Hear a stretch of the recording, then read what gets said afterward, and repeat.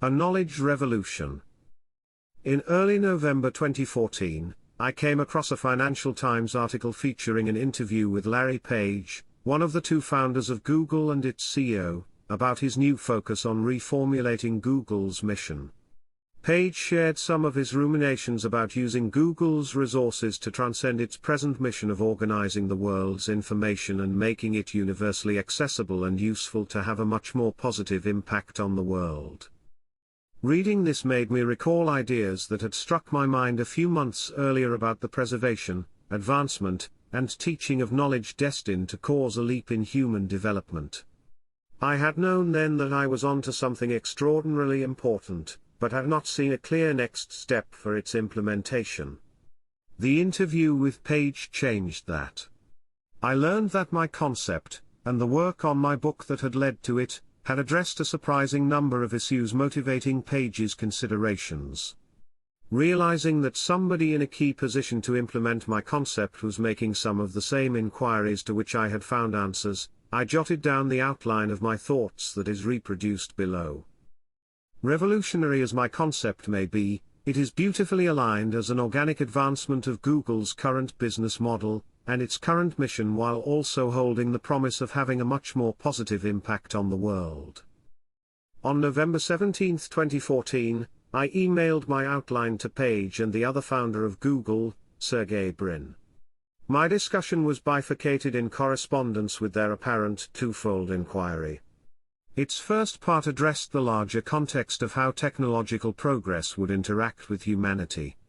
The second part described how Google might position itself with regard to technological progress. The following excerpt lays out both propositions. 1. The larger context of technological development. 8 years ago, I started to intensely think and write about many of the questions percolating in your minds how we can make this a better world. The result is a detailed and comprehensive book by the name of Philosophy of Happiness. My philosophy is harmonic development of and among personal existence, humanity, and the more extended environment. I believe it is a necessary philosophy if humanity is to survive and thrive. As you already perceive, technological development poses tremendous challenges for individuals and for organizations like Google that are driving and guiding such development. Maximizing the effectiveness and efficiency of technological change for a better world requires an overarching concept of where the world is heading and what we must and can do to help. I am not claiming to have all answers or even questions. Your expertise is essential in that respect. However, I have thought deeply about the overarching concept and many of its features, and would like to share the results with you. You will shortly receive a free of charge download link from Polyexis Publishing for the PDF ebook version of my book. Other versions are available.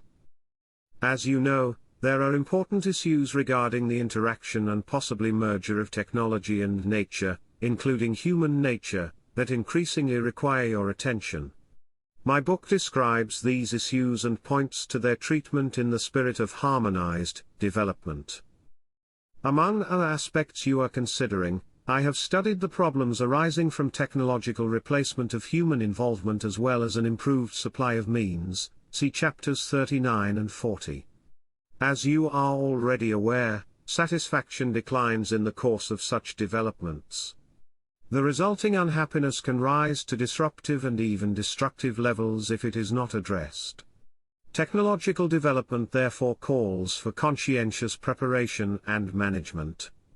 On the other hand, there is a fantastic upside to raising effectivities and efficiencies and setting human potential free for more valuable work and new horizons. Education will be the key to this transition, which is where paragraph 2 of my writing comes in. 2. Google's positioning. There is a lot of unrealized potential for humanity and Google left in its original mission.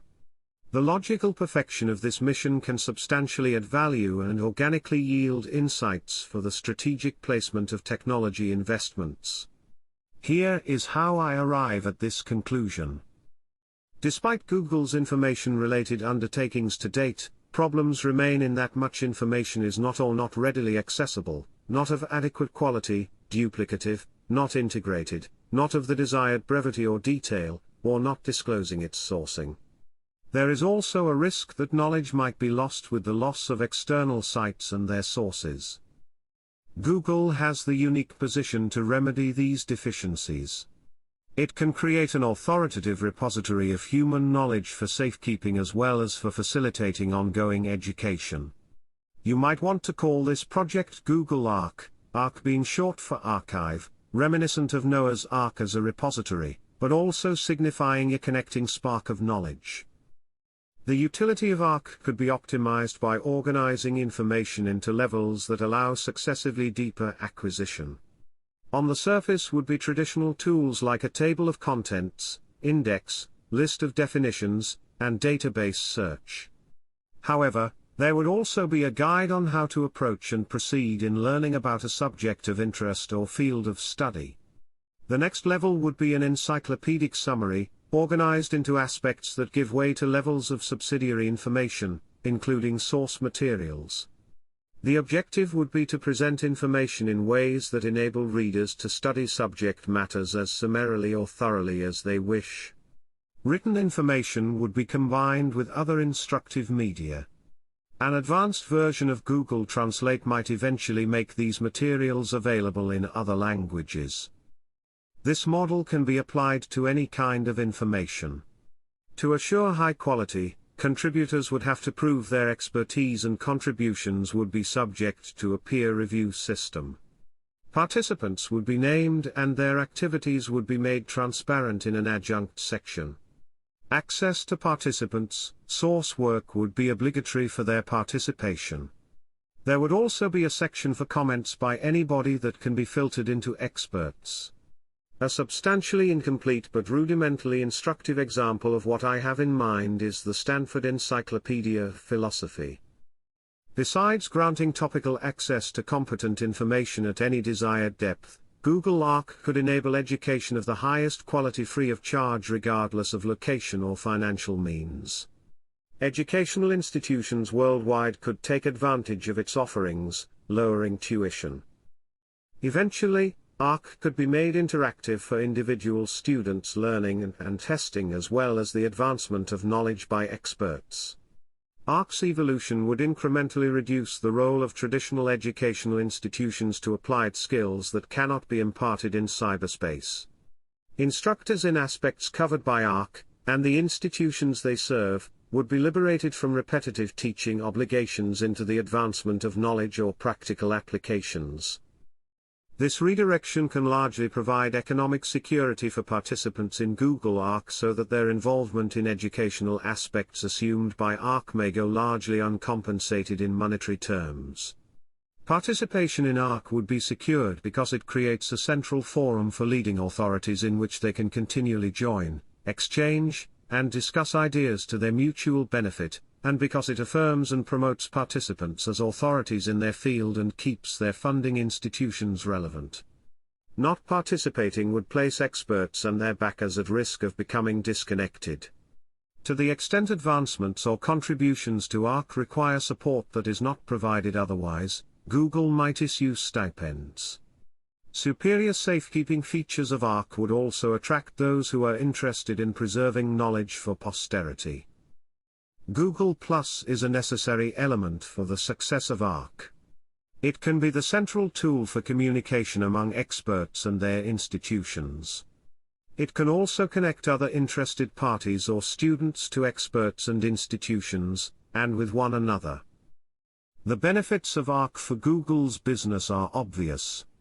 It would give Google unprecedented insight and access regarding technological developments to plan and adapt its technology investments. Moreover, the sophistication and resulting value of advertising would rise dramatically. Tracking the substantive choices a visitor makes within Ark singularly and cumulatively allows Google much better targeting of ads to the specific interests of a customer. Visitors could be presented with ads for products and services that can assist them in gaining, retaining, and applying knowledge they seek, or that can avail them of products or services that relieve them from or supplement such tasks. I concluded my emails by pointing out that my introduction could only touch upon some salient points, that much more remains to be considered on the topic of overarching insights and the more closely defined mission of Google, and that I would be available to discuss any aspect of my proposal.